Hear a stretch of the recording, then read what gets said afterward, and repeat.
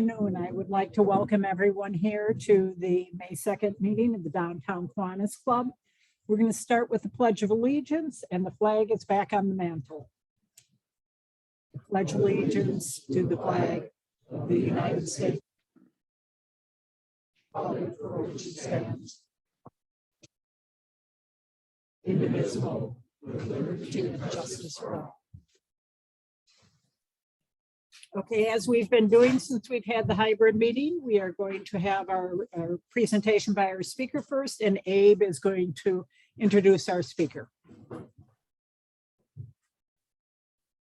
Thanks, Meg. Our speaker today is Dietram Scheufele. Scheufele, that's Scheufele. Scheufele, that's right. I never can get that right. Dietram is the Taylor-Bascom Professor of Science Communication at UW-Madison. He graduated from a German university as an undergrad. I won't even try to pronounce the name of it. But he came here for both his master's and PhD degree, and then he went on to Cornell into a position there for a number of years, and then he decided to come back here. So he's been here since when, about 2004 or so. Okay. So his specialty is research on how the public develops their opinions about new science areas and the policy issues that then surround the adoption of that new science. He's probably one of the most cited professors or researchers in the country on this particular topic. He's had all kinds of awards and serves as consultants and consultant to a number of industries and those kind of things. And pretty exciting kind of an area. But I think one of the really important things that he's also an outstanding teacher. He won one of the teaching awards at Cornell. I think he got tenure. He told me he got tenure there. He got the teaching award, and then he came to Wisconsin. Here I know he's had at least one, maybe two teaching awards as well. He's he just received this spring the Chancellor's All University Teaching Award. So I think that's special. A couple, 3 months ago, I was reading Science, the Journal of the American Association for the Advancement of Science, and I saw this article that Dietram and his colleague, Dominique Broussard, had written, and it was entitled "The Chaos of Science Communication in a Social Media Age." I said, that would be a great topic for this club. So Dietram has decided he'd come and do that for us today, and welcome. Thank you.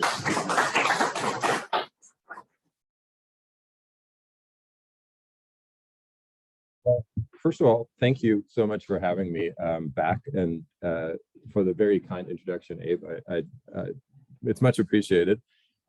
What I thought I would talk a little bit about is and it's triggered by a tweet that Rob Califf, the new FDA commissioner, just put out, where he said misinformation about science is now the leading cause of death. And that may be a bit hyperbole, but it's certainly a view that's widely shared among people in science policy, the World Health Organization, elsewhere. And you can see where that came from during COVID. So I want to talk really briefly about four different things. A, is that actually right? Meaning, is misinformation about science really as much of a new and maybe prevalent issue as we think it is, or is it just that we're all stuck in front of our computers for 2 years, looking at a lot of stuff on Facebook and Twitter and overestimate the problem? And punchline first, I'll tell you, I don't think it's as much of an issue as we think it is, but that doesn't mean that we don't have a problem, especially with some of these commercial platforms, Facebook, Twitter, Snapchat, and so on, that really have fundamentally reshaped, and you heard Joe Biden talk about this at the Correspondents' Dinner this past week, have fundamentally reshaped how we process information. Some of that is our own problem. I'll talk about that very briefly, and then hopefully, my students always tell me that my lectures end on really depressing notes. So I'll try to do this in reverse this time and be a bit more optimistic. But I will start with the bad news first. So this is data from Harvard 20 some years ago. This was during the Bush-Gore election, When I show this in my class, we were talking earlier, my students have no idea what that is, what Bush 43 or who Bush 43 or Al Gore were. But this is basically the election, and I'll just walk over here. Hopefully it'll, or actually I can use my mouse, that will work. So you see on the left here, you see April of the election year, and then you go into, this is election day. You have the debates, the conventions in the summer, and you have the debates. Why do I highlight those? Because they typically indicate what people's learn, or they indicate a time when voters learn more about candidates and knowledge levels go up. This one plots one very specific question. Do you happen to know whether George Bush favors or opposes forcing people to register all guns that they own? And you can, even if you don't know the answer, as a conservative candidate for president, of course, Bush opposes this. But the numbers of what people know are actually pretty depressing. Now, first, it looks pretty good, right? 20%, 1 in 5 Americans get it wrong. So that's not so bad, except for almost the exact same number gets it right. And that gets a little bit better. So on election day, 2 in 5 Americans actually can accurately answer, or can correctly answer that question, a question that you should be able to guess, speaking of being misinformed. And most people just have absolutely no idea. So you have about 3 in 5 Americans who on election day cannot accurately place the 2 candidates on where they stand on gun control. Now, the silver lining is that half of America doesn't vote in a typical election. But if that's our best, silver lining, then we're in deep trouble. During COVID, of course, we rediscovered the problem of misinformation. And one of the things Abe earlier mentioned, Dominique Broussard, my co-author in the science piece, this is an interview she gave during COVID for, I think, The Lancet, I can't remember what it was, one of the medical magazines, where she was talking about the problem that there's actually very limited evidence that there was more misinformation during COVID-19 than we've seen in the past. And I just showed you data from 20 years ago that shows how uninformed we've been historically. But number 2, and this is more important, there's very little evidence that actually suggests that not knowing enough about, for example, vaccines or mask wearing is what's responsible for us not wearing masks or not getting vaccinated. Instead, there are lots of other influences. And I'll show you some of those in a second. And so what we're doing, though, we've invested, the World Health Organization, lots of organizations in the US have invested heavily in correcting misinformation online. But that creates 2 problems, and we talk about those in the science piece that Abe mentioned. One is, every time we engage with a piece of misinformation online, it actually increases its digital footprint. Why? Because, of course, Twitter, Facebook, all these online platforms are based on algorithmic curation, meaning the more engagement from lots of users there is, regardless of if it's corrective or not, the higher that information ends up on our timeline. So if we leave misinformation alone, we actually give it the least chance of being seen. And if we don't leave it alone, we engage with it, we give it a much higher chance of it being seen by more people and seeing for longer periods of time. That's what I mean by increasing its half-life.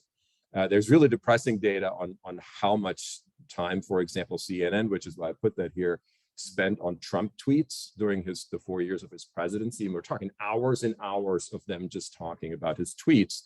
And regardless of where your politics are, that's probably not the best way for journalism to navigate this anyway. So long story short, I put a Band-Aid here because by focusing on misinformation as the problem, we're actually focusing on the symptom rather than the underlying systemic problem. And I want to talk about 2 underlying systemic problems a little bit more. The first one are our commercial platforms. Again, I mentioned Facebook, I mentioned Twitter already, and all of us have seen the discussions about Elon Musk purchasing Twitter, wanting to do various things with Twitter. But I want to highlight a little bit what the problem, or what the tricky part is with those platforms. And very often when we talk about people using social media, we're blaming the user. We're saying, well, users don't know how to distinguish correct from incorrect information. But that seems a disingenuous argument, since these platforms are explicitly designed to manipulate users and to work around their cognitive biases and use their cognitive biases and weaknesses against them. I'll come back to this in a second. And the comparison that I would make is when IBM invested millions and millions and millions of dollars to create a supercomputer that could beat Kasparov at chess. Nobody, when Kasparov eventually lost, said, well, we need to train Kasparov better because clearly he should just beat the computer. We realized that we were at a new age for computing, for supercomputing. And the exact same thing is true for this information world and this information ecology that we live in.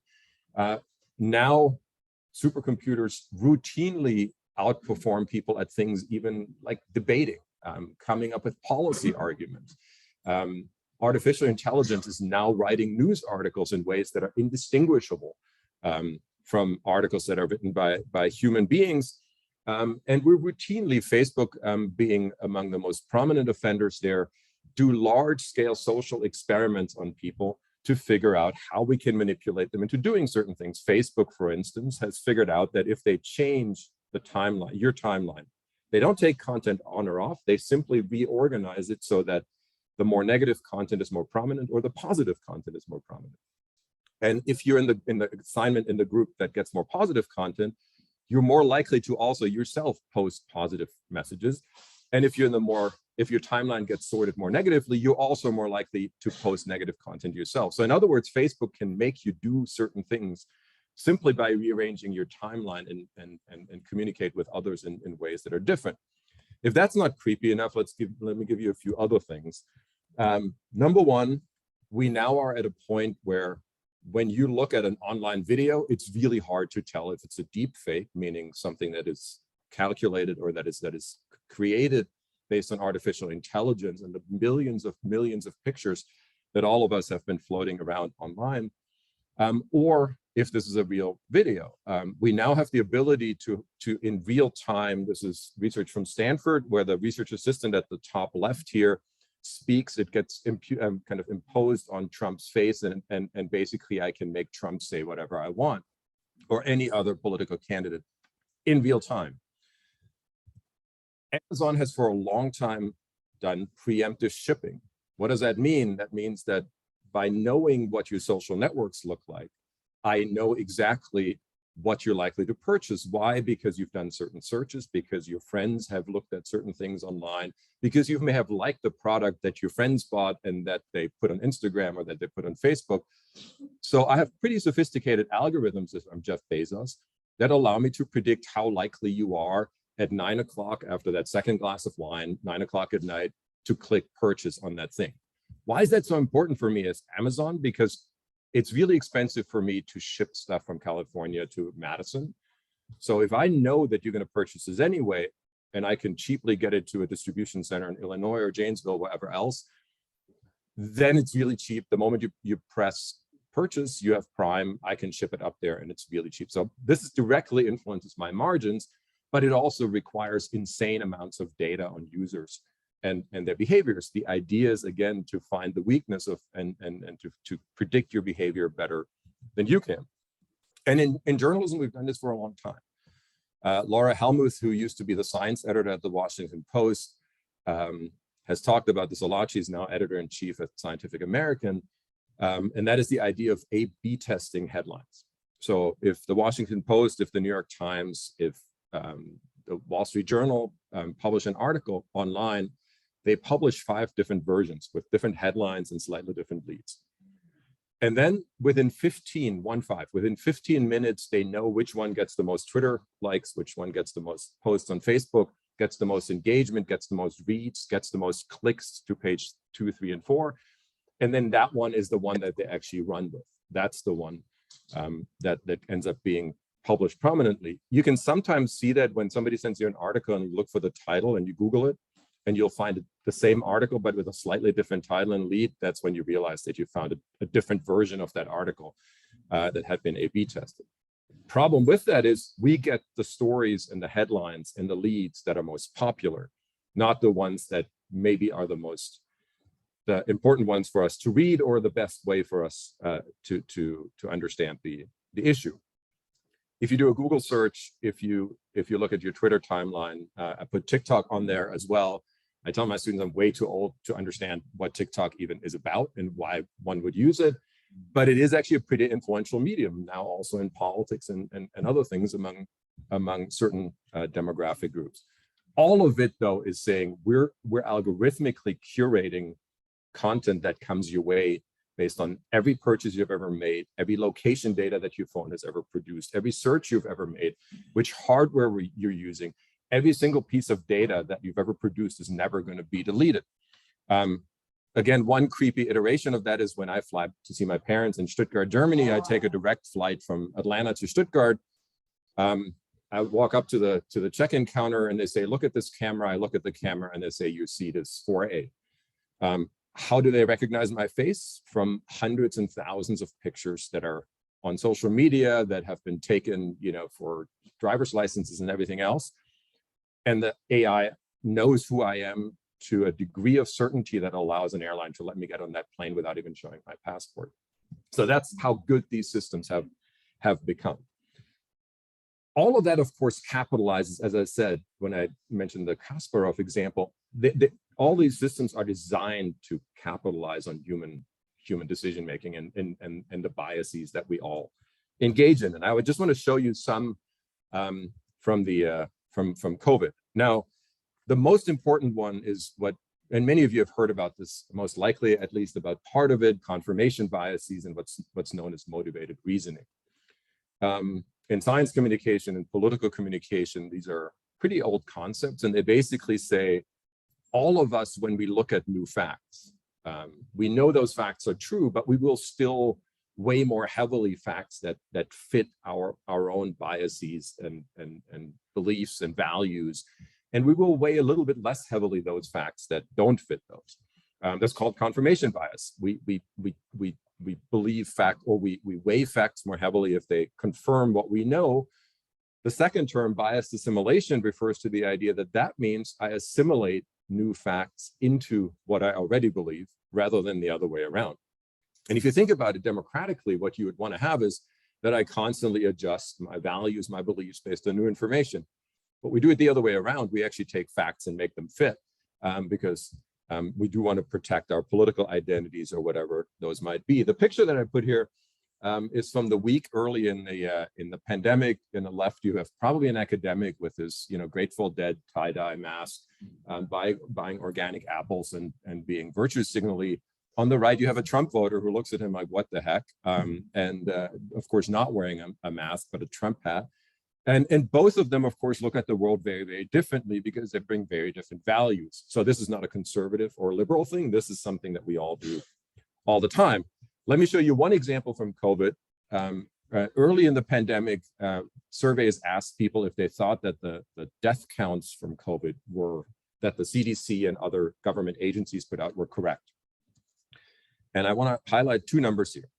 Among Democrats, almost 2/3 of Democrats are convinced that the government reported numbers that were too low. Why is that? Because the Democrats were convinced that Trump is a bad president. He's not handling COVID well. So clearly, reality must be worse than what the government is telling us. For conservatives, you have the opposite. You have a relative majority, 2 in 5, who are convinced that those numbers are exaggerations. Why? Because they love Trump. They think Trump is doing a good job. So clearly, those numbers have to be wrong, and they have to be too high. One way or the other, both Democrats and Republicans no longer believe official facts that the government is putting out because their motivated reasoning leads them to basically reinterpret them in ways that fits their prior political views or views on Trump in particular. Again, highlighting that point, this is not a liberal or a conservative problem. This is a problem of how we as humans make decisions. So let me just maybe highlight a few. I'll start with what doesn't work and then get to a few things that hopefully will work. This is what we do right now. We're basically putting fact checks on YouTube. We're putting fact checks on Facebook. We're trying to explain to people that if they believe in misinformation, that it's wrong and they should believe in the correct information. You can already see how that doesn't make a lot of sense from what I talked about. Algorithmically, people will likely get information that fits their prior beliefs anyway, because that's what the business model is of Facebook and YouTube. It's to give me content that I want to see in the first place. If you open, for example, a link in Facebook and your app on your phone, it will actually not take you out of the app. Every app, Facebook, Twitter on your phone has its own browser built in. Even though on your phone you have Safari or you have Chrome, you have whatever other browser, Facebook will not use that, Twitter will not use that. most apps won't use it because they want you to stay within the app so they can continue to collect data. So the point being, if I'm Facebook, if I'm YouTube, which is the second largest search engine in the world after Google, of course, also owned by Google, which is the first largest search engine, I have a real interest in keeping you in my environment because I want to collect data on you. So what we're saying is, well, you know, we need to correct misinformation, and we need to tell people that they need to eat more spinach rather than maybe cupcakes. The problem is, of course, that's exactly what doesn't work. But same thing doesn't work in nutrition, doesn't work for misinformation. This is a tweet that had at the time already 800,000 likes. This was last year. Trump said that hundreds of governors are calling him to congratulate him. Think about that, we only have 50 states. That went around my networks. All the academics sent that around and like, look, Trump is an idiot, except for that tweet is totally fake. Trump never said this, right? And we could have checked this in 3 seconds if we had just Googled it, and Snopes would have told us this is actually a fake tweet, or that it's an incorrect tweet. But we wanted to believe it because academics tend to be more liberal, and so we don't like Trump. So problem is, even academics eat their cupcakes and not their spinach when it comes to information. So what does that mean? I think number one, and we wrote about this in different places, we really need to, as we think about education and K through 12 and literacy, we need to fundamentally rethink what media literacy means, because media literacy means we need to understand that we live in an algorithmic news environment where every behavior, every click that we made, every article that we read will further refine algorithms that give us more of that same content and less of content that we don't believe in. We were talking earlier about baseball and how little I know about this, which means absolutely nothing. The point is, I never look at a baseball story, which also means I will never see a baseball story in my New York Times news alerts, in my Facebook, whatever else. Now, with all due respect, that may not be as much of a problem for Facebook, for baseball, but it's a huge problem for science. Meaning the less I pay attention to science, the less of science I'm going to get in my algorithmic news feeds. And the less I care about science, the more likely I'm to be friends with people who don't care about science, which means they will not share online content about science.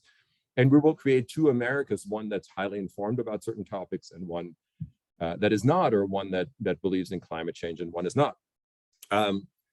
That involves very diverse media diets, which is harder and harder to do. And we talk about this a lot in science communication, meaning how do we get people to read the Wall Street Journal and the New York Times, to watch Fox News and CNN, to basically hear contradictory news. Every piece of research on information heterogeneity suggests that the more contradictory information we get, the more participatory, the more knowledgeable we are, because we basically need to sort out why one side says one thing and the other side says the other. And it ultimately makes us better citizens. And by that, I also mean embracing disagreement, meaning we need to learn how to disagree with one another in online environments. Right now, that's clearly not working, where we yell at each other on Twitter and try to cancel each other, rather than having the kinds of conversation that Hamilton and Washington and others in the Federalist Papers were talking about. Hamilton, certainly. Now I'm going to sound a little bit like a European because I'm going to talk a little bit about regulation and what may be necessary. But there are lots of American politicians who make the same argument, from Elizabeth Warren to Donald Trump to even Mike Pence, who've argued that we really need to figure out a way of regulating platforms. A first indication of that is, for those of you who have iPhones, when Apple allowed you to click on this do not track thing. And so every time you go to a new website or you install a new app, you can actually decide to not let that app track you. That cost Facebook millions and millions and millions of dollars, because that's where their money comes from. It comes from tracking you across different apps and different behaviors, and then using those data to sell to advertisers and data brokers. So that was a first kind of and that's why I put that piece from the Wall Street Journal about the fight of the giants between Apple and Facebook. That gave you a first indication of how much money is at stake, and how even a small decision, a small update to the iOS can fundamentally change the profit margins. And ultimately, and this is the last thing that I'll mention, the National Academies of Sciences is now engaging in an effort with Google to figure out not how we can police individual information, because there's so much misinformation or correct information that's not really useful to police that piece by piece, but is there a way of using the same algorithms that feed information toward us that's maybe more cupcakes than spinach? Can we use those same algorithms to figure out what are sources that routinely provide reliable information, especially about health? Is there a way of having a broader system where we can flag sources, let's say the New York Times, traditional news outlets, but also things like STAT, so philanthropic efforts to give us good content? And can we flag those, and then can Google use that information to prioritize? Because they already do that. When you do a search, right, they've already prioritized on certain data, but not on how authoritative a source is. So there are now lots of efforts underway for platforms to work with the national academies and others. But one way, we're in a position right now where unless we find a solution before too long, we'll see more and more polarization. I think we'll see that in 22. I think we'll see that in 24, especially around issues like AI that are deeply disruptive. Like new genome editing technologies that will question what it means to be human, that will polarize us even further into left and right, or that are questioning religious belief systems. And so just in time, as I'm getting the signal that I need to wrap up, I'll say thank you again for having me, and happy to answer any questions you might have. Thank you.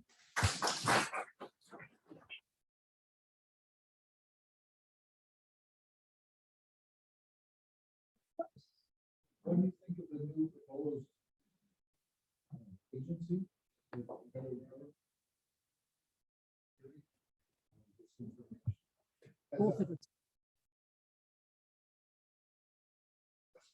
Yeah.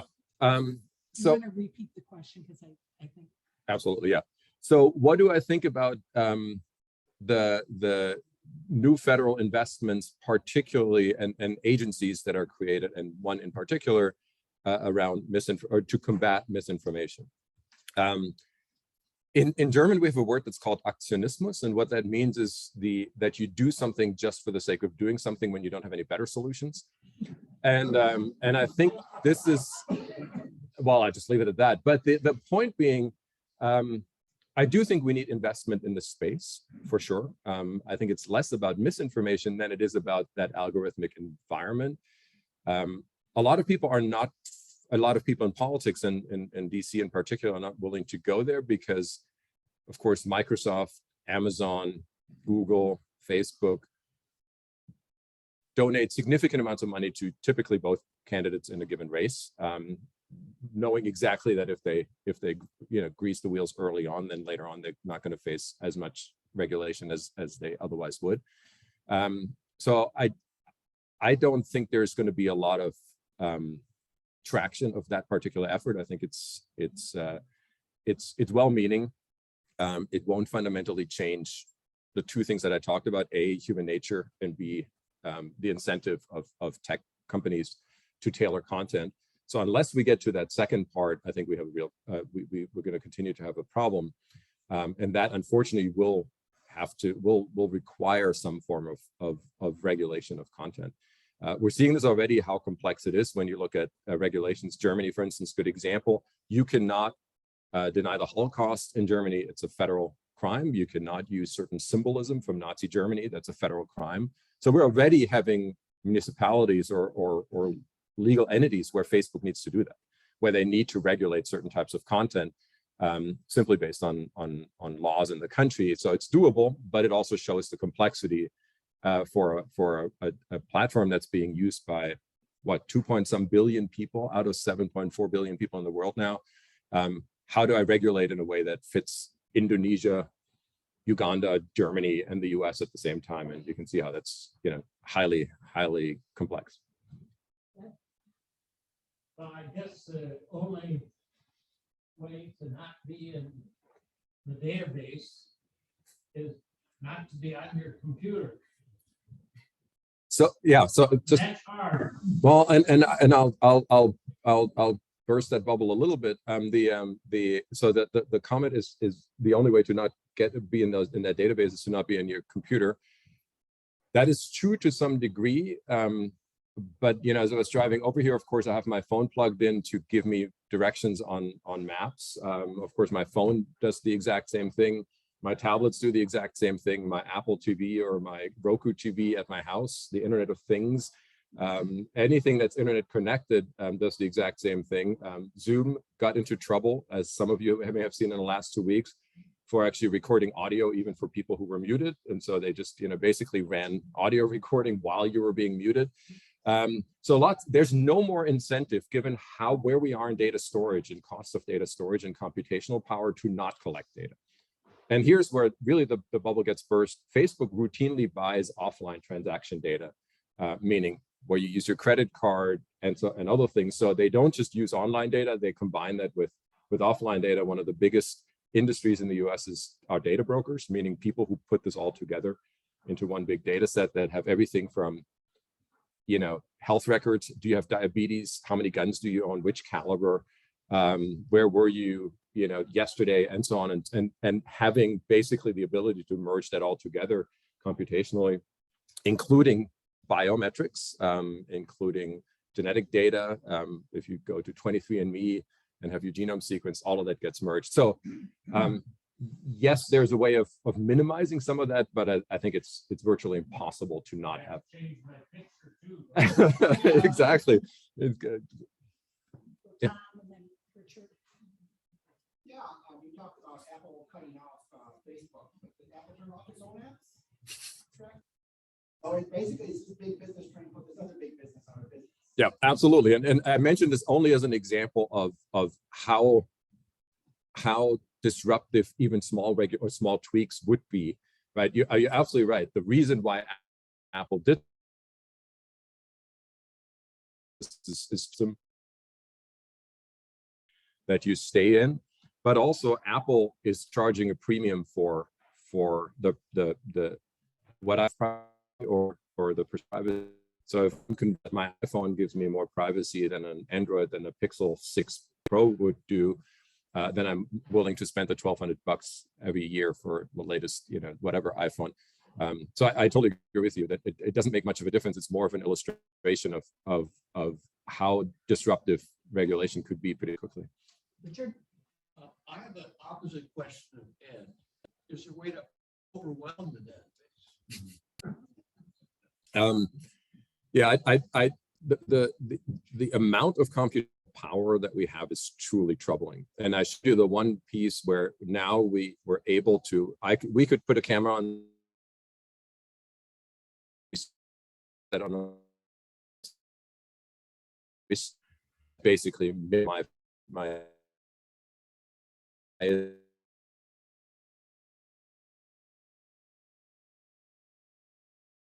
so come on, we can do it. It's no longer a problem.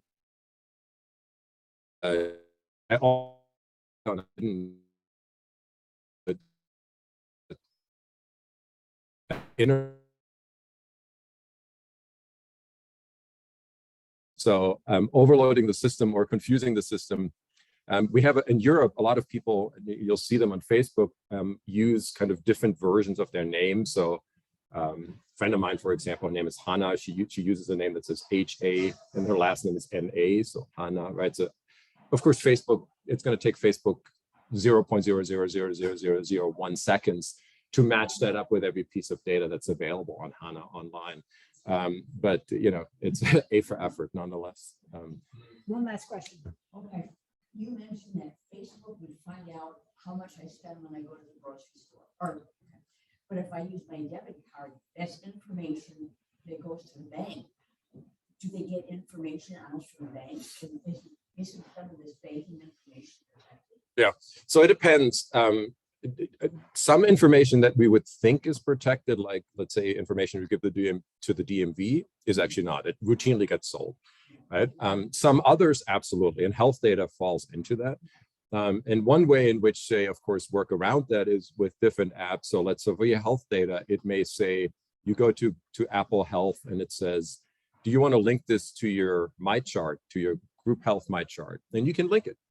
But the moment you link it, you also click on probably 10 pages of agreements that allow them to mine your data and combine the data. Or then you get another provider, you get, let's say you go to UW Health, which I just did, and you add another MyChart. So very often we actually agree to some of that stuff getting integrated, even though technically without us agreeing it couldn't be. The government is not allowed, for example, to collect any of this information, but they're allowed to purchase it.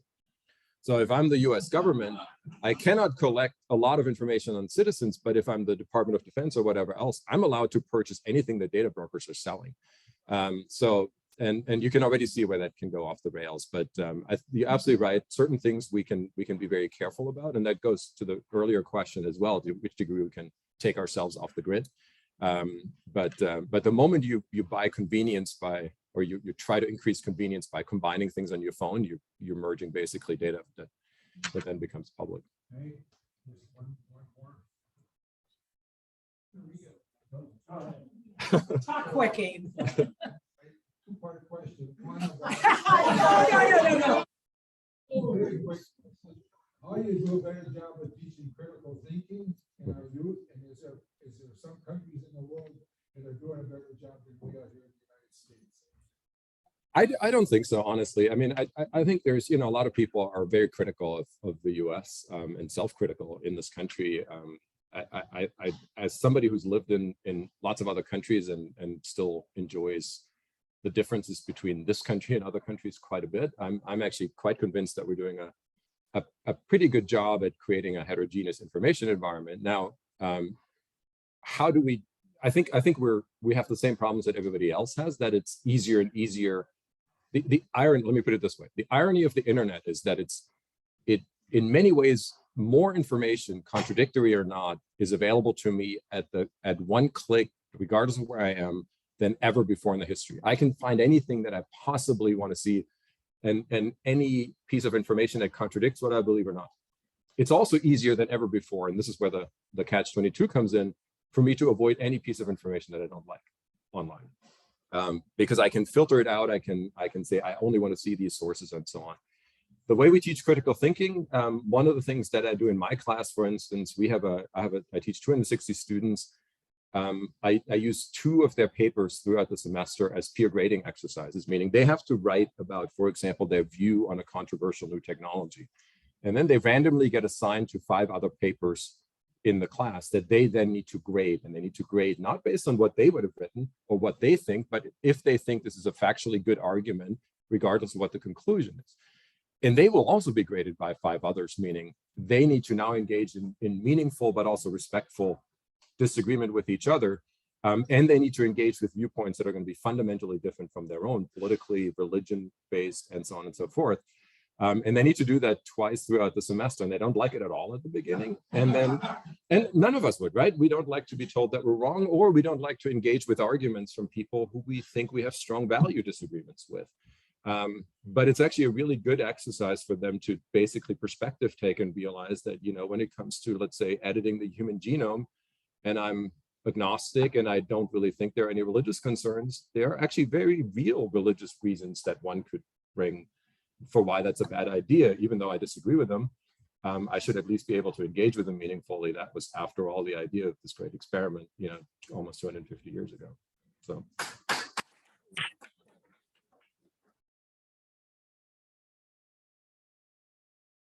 think we probably could have gone on with another half-hour question. Oh, you have to. What do I need to do? Are you going to stay, or do you? I need to grab mine. I'll slowly. Okay. So I'll move. Which microphone is? Okay, well, I'll just move this one over. So. If I lock myself out. Yes.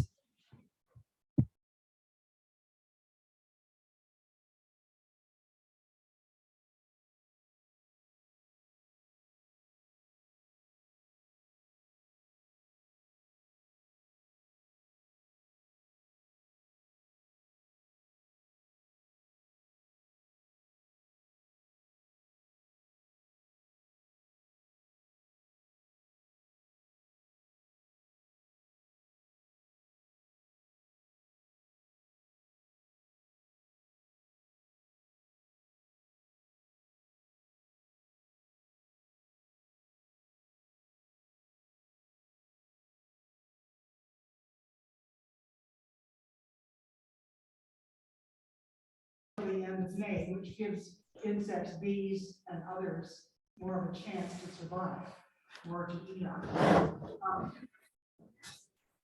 It started in Wisconsin by two professors at Lawrence University who had been reading about all the Great Britain has been involved in this for quite a while, and they kind of got interested and they started talking about it. And now the city of Appleton is totally committed to this.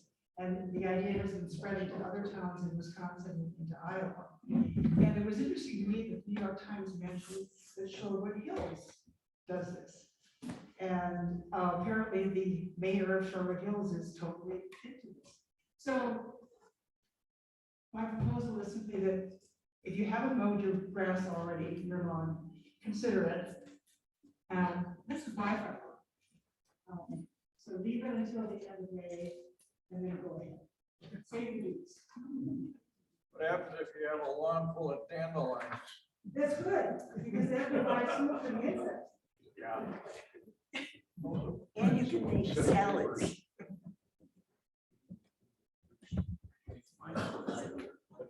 Apologize to those online on the computer left your sound left, but I think hopefully You should be able to hear. we've got it going now. Okay, next we're going to go into, first we're going to do announcements and then some business. So where's announcements?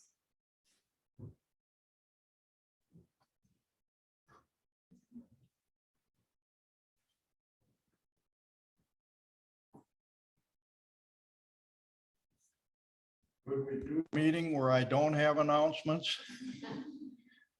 Two of them. Tomorrow is our blood drive at Department of Revenue, and we're filled up. We've got all 6 people assigned. We did a little switching around, but I think everybody's okay. Then Saturday, last Saturday, it poured out. We knew far enough ahead of time that Friday night I put out an email and said, don't show up. Ken sent me an email on Saturday and he said, why don't we do it next week? Because it's a great opportunity for everybody to get together and have some camaraderie and get some service done and so forth. So I put it online for this Saturday. I looked on the internet website and there was nothing else signed up. So I thought this is pretty good. But I did kind of in the back of my mind remember that they were going to do some Miracle League jersey sorting. But I didn't know how many people would be doing that. So I sent out an email to 32 different people and I got a whole bunch of emails back from all the people that usually do the highway cleanup. And they said, we're doing jersey sorting for the Miracle League. We can't do it. I ended up with Ken being the only one that signed up to do the highway cleanup, and Richard said maybe. So we're going to cancel it and we'll see what happens in the next few weeks. I'm going to be on vacation for a while, but after that, if it looks pretty bad, we'll clean it up. John Esser says it looks fine out there. We don't have to worry about it. So we'll see. If nothing else, we'll do it this fall. Well, Bill, I'm glad you're going to have such good turnout for jersey sorting. Just a wild bingo game this Thursday. So anyone's interested in playing, come on to Oakland West and we in the lobby. I forgot the name of the building. But we lobby about 10:15. And the thing starts at 10:30. We're done about an hour later. So make it. There's always candy there. I don't know if people online heard that, but bingo on Thursday, if you want to join in on the fun. Let's have people come up because I'm not sure how much of this picks up.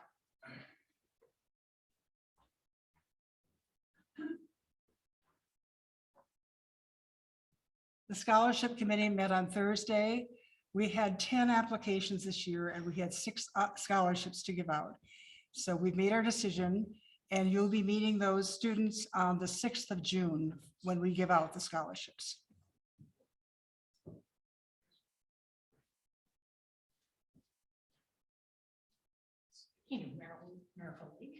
Speaking of Miracle League, I was going to come up here and try to recruit another umpire, but it turns out we found enough umpires. Abe has found his true calling. I think he's going to be an umpire this summer, so thank you.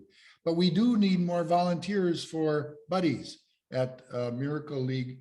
Bill can spout statistics from the tip of his finger, but I was told last year we had 96 players.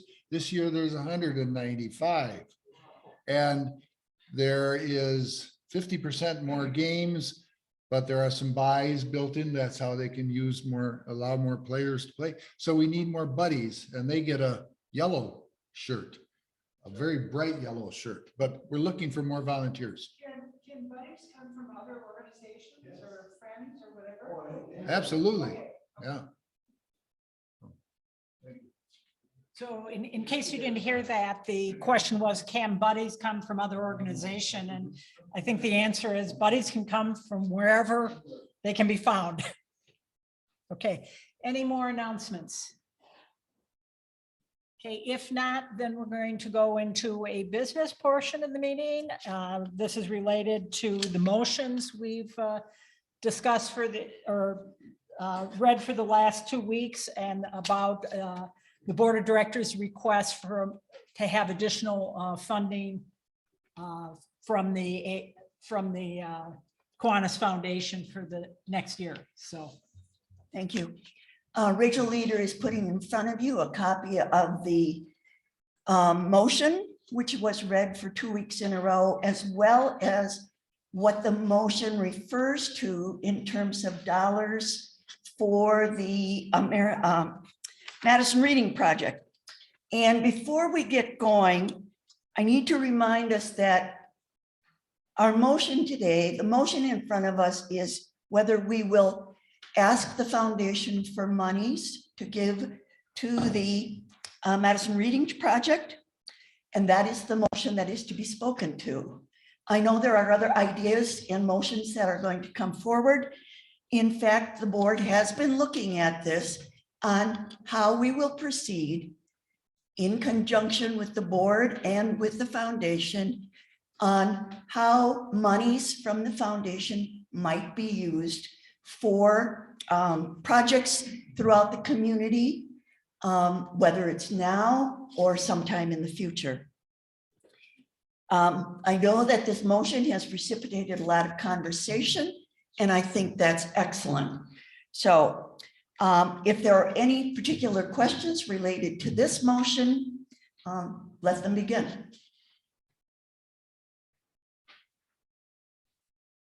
Dolly. If I could just clarify, so the motion that we're voting on is, can you bring this to the foundation? And then it would be still up to the foundation to decide whether they wanted to fund it, correct? Abe, is that? That's as I understand it, it's part of the corporation. Okay, thank you. Oh, I'm sorry. Dolly asked if this motion was to allow the board, or to take this motion to the board of directors, or I'm sorry, to ask for the vote to be to ask the foundation for these monies to provide to the Madison Reading Project. And that is yes. Tom. Yeah, my question is, and this would go to, let's pass and let's go to the foundation. Does the foundation have the wherewithal to say, we want to fund this part of it, but not the other part of it? The question is, does the foundation have any wherewithal to decide what portion of the motion? I don't think so. I think that the foundation, from my reading of the documents, has to consider the motion as a whole. So it's all or nothing. Yeah. Ed. This motion is asking for the foundation to provide monies over and above the amounts that the foundation has already designated for projects this year. Yes, it is. The question was, is this motion referring to monies over and above what the foundation annually gives the club for distribution? And yes, it is over and above that amount. Yes, Dick. I I mean, if we say that this is the motion we're asking for, yes, the foundation has to say yes or no on that amount and on that motion, but there's not anything that would stop the foundation from saying, well, we're not gonna do that, but we'd be willing to give 25,000, do you want it? Yeah, so. The question is, or the comment is there any reason the foundation couldn't come back with a different amount if they chose to? And then the membership or the board would speak to that. And I suspect that there is no reason that couldn't happen. Am I correct, Abe? Yeah, let me, can I speak for a little bit? If it pertains to the motion. Specifically pertains to the motion. The first place, I have no objection to the reading program. I think it's an outstanding program. It's right down the wheelhouse of this club. It fits perfectly. The question is, how do you fund it? That's the question. The foundation has had probably a 60-year investment philosophy, management philosophy, which basically has said we have two purposes: to provide earnings to this club for a steady, dependable source of funding for its benevolence program. And the second thing is to grow the foundation. That's been, as far as I can determine from reading all the documents, that's been the management philosophy of the foundation trustees for 60 years. Excuse me, that is not speaking directly to the motion. Okay, then. It is speaking to a larger picture, which we will have to address, but Okay. it's not speaking directly to the motion. And what I'm saying is that I believe if you're asking the foundation to change its investment philosophy, that's what this motion is asking. That's essentially what this motion is asking. You're asking the foundation to change its philosophy of distributing to the club. If the club wants that to occur, I think you address that question first before you ask the foundation for additional spending. So let's say that if the motion would pass today, though, then it would go on to the foundation, and the foundation would need to decide Could either reject it or yes or accept it. no. Yes. And Exactly right. depending upon Okay. which result, the foundation could still come back to the club and say, we want to enter into the larger dialogue of Exactly right. the investment policy and the That's- distribution policy. That's why it would be preferable to me that you table this motion and have the important discussion first. Is that a motion? You can table a motion. Somebody can make the motion to table this motion. I read Robert's rules. This can be tabled, but it has to have 2/3 of the vote of the present body in order to table it. If someone makes that motion, otherwise this motion is still on the table. So moved. All right, Ed is moving to table it. Mike Ely is moving to second it. Any discussion? Point of information, you can move I got rolled over to the next meeting as opposed to table. You're right, it's called rolling over to the next meeting. Yeah. So you don't have to go through the tabling and getting 2/3 of the vote. It accomplishes the same purpose without going through the intricacies of tabling. Postpone to a later meeting, a vote count is required to pass. Okay, so I think we have one motion on the floor. We should probably vote on that before we go to the next. Richard, you'll keep track of online people or how we, So the motion to table takes precedence. right? So, but it does have to have a majority vote. Okay, so Majority or 2/3? 2/3. According to this, postpone to a later time, majority, Table, it's a table motion. which she said is the Right, before we have the table motion. Okay, table is Takes precedent. 2/3. Point of information, 2/3 is when you bring it off the table. Okay, I believe, right now, I don't know if it's, right now to postpone it. If you were to say, let's not table it, I don't know if it's 2/3 or if it's majority vote. Majority vote, 2/3 is once we table it, then 2/3 to bring it back. it's I believe it's majority vote. I have highlighted Robert's rules to no end, but it's very difficult to understand. This is a cheat sheet.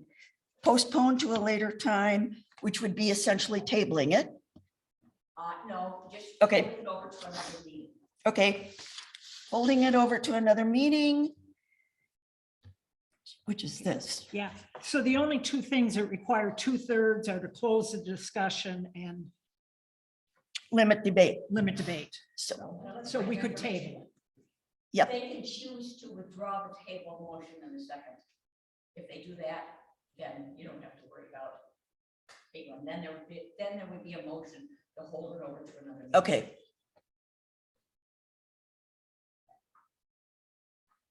Can I make a comment that sure. that has to do with it? Yeah, we're under discussion. Yes, I feel like this is quite complicated. And I, as a member, need more information about the overall financial implications of this in order to make a decision. That's why I asked my preliminary question, which was, right now, I do not feel I have enough information to vote that we should fund this. But if bringing this to the foundation is just a way to get the foundation to evaluate its 60-year precedent, I would be in favor of that. But it sounds like this is all there's all these steps that need to happen. So I want more time. There are these steps that need to happen. However, it is in the board and the club's documents that the board of directors can ask the foundation to make a decision on something that the board has decided. So that's what has happened here. We are asking that.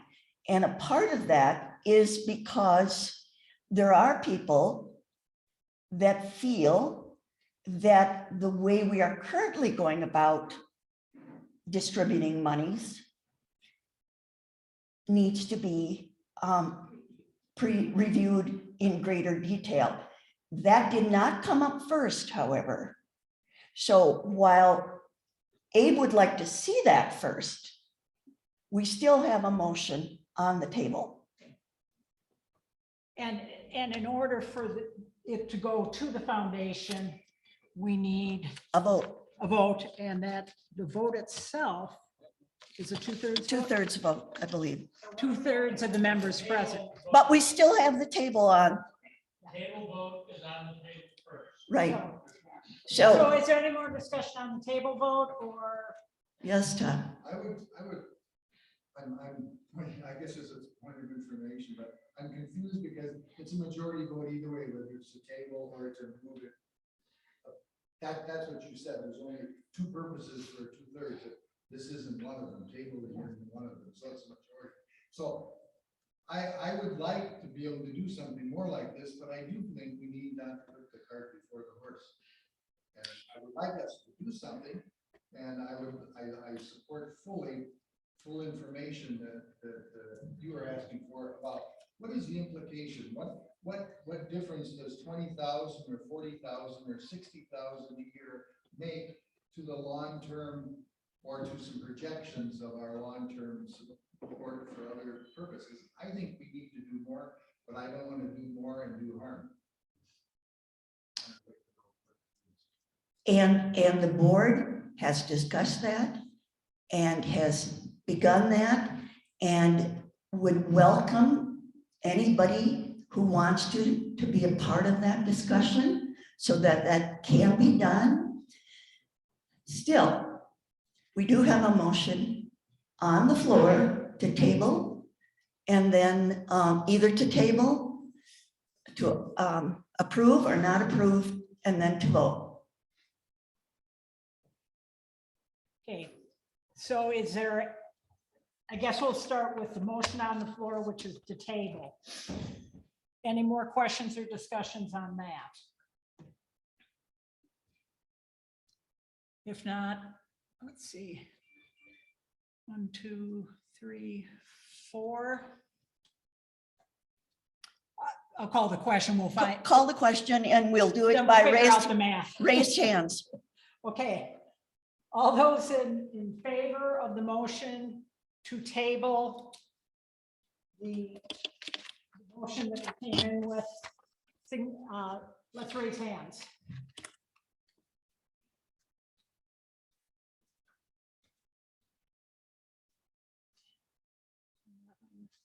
Okay, so it's overwhelming. 12, 13. So, But that is simply till the next meeting. No, the table order, the table motion Until it's brought up. will need to be brought up again. So that's where the 2/3 comes in. Okay. 2/3 goes and brings back. So the next meeting, 2/3 of those present have to agree to take it off the table. Or put it back on the table. so it's 13 out of 22, 23. Two votes to table. You're gonna count the noes? Yes, those against.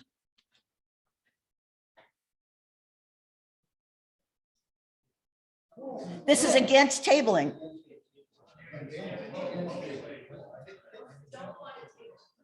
You don't want to table it. 2, 4, 6, 7, 7. George is 8. 3 voted to table. I don't have patch. 8. Okay, Okay. so the motion is approved and will be tabled. Thank you. Thank you very much, Eileen, Uh, for this effort. My only personal comment is then, yes. Dick, my only personal comment is then people need to start looking at exactly how much money we have, which is a lot, at what is happening in this community and what we can do to help the community now or sit on money until the club is gone. This is my personal feelings. Yes, Dick. Yeah, I just want to mention that I know Kevin Mimi discussed it with other leaders of the club and I think the foundation too, about discussing it on a broader terms with the entire club and foundation members. And he's looking at a point where we don't have a speaker scheduled in the next month or two, when we can have an entire meeting, Monday meeting devoted to this subject and work it out. And I can't remember if it's in June or July, but if it's July, it's relatively early. So Secretary would just like to note that we can do an online poll to vote. And I would love it if we had paper ballots in the audience, so we'd be better prepared. Thank so you. for the next time. Yes, if we can arrange that. Tom?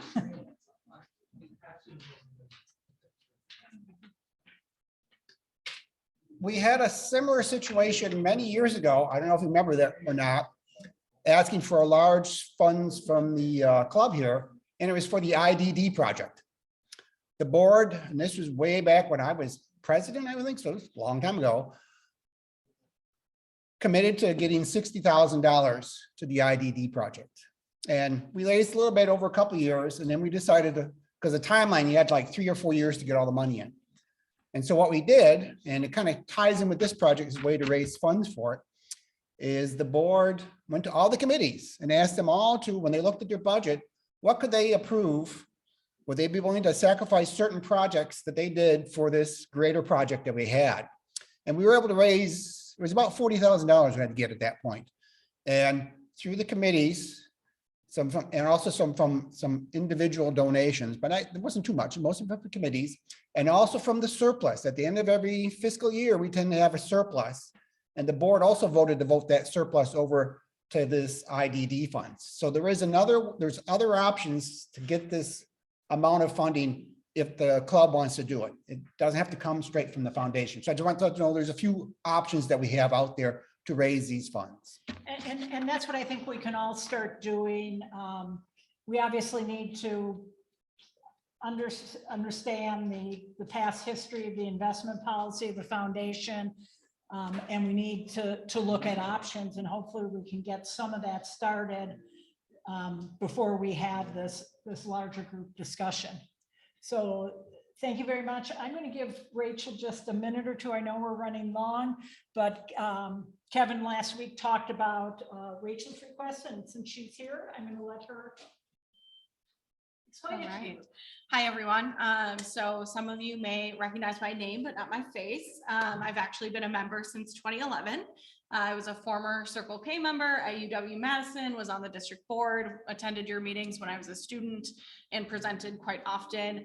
I do work full-time, so coming to the meetings is a little bit problematic for me, but I have been an active member for the last 10 years, and I took over the service leadership programs, so Key Club and Circle K, on behalf of Matt Dew and Joe Krazas in the last few years. So I act as your club's liaison to the college and the high school level.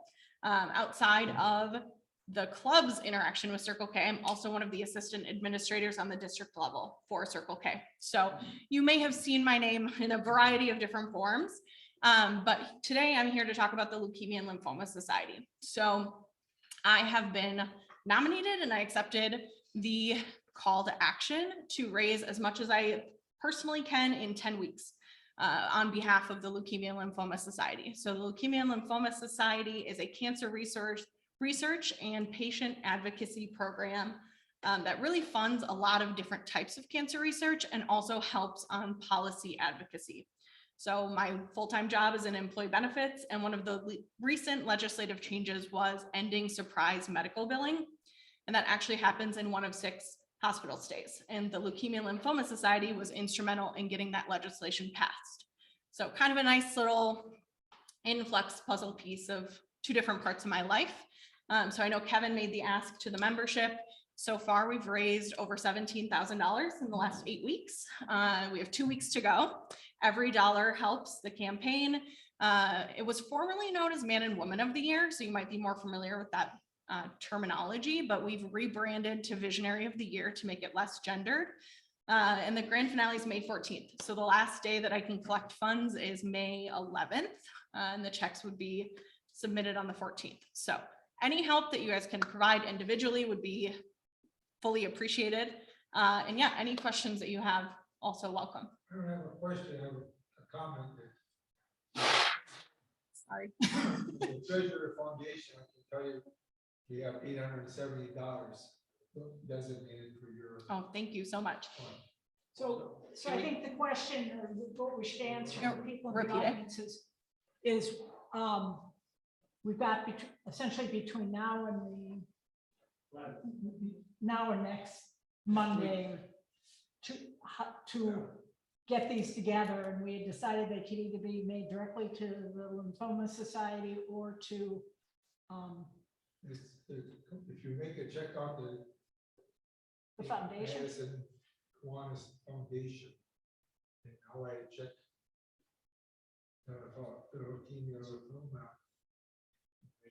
So if you want to do that, next Monday is kind of the deadline. Yeah, and the comment made was we've raised $870 in the club already, which is greatly appreciated. And can we donate online? Yes, so there is a link to donate online as well. I think Kevin has that, but if not, I'll make sure that comes out after the meeting. Yeah, so final 2-week push. I'm really excited. We did a meat raffle on Saturday and raised $1,200 there, so that was fun. And if you know anyone who wants Kendra Scott jewelry, any purchases today, 20% of them go back to my campaign as well. So I'll put some of that information in the follow-ups. Thank you for the opportunity and all of the work that you're doing in the community. Really happy to be a part of downtown Kiwanis. Thanks, Rachel. Apologies, I obviously haven't managed our time well today, so I hope not to make this a a long meeting run as I move into president this fall, but thank you very much for everyone, and I will adjourn us.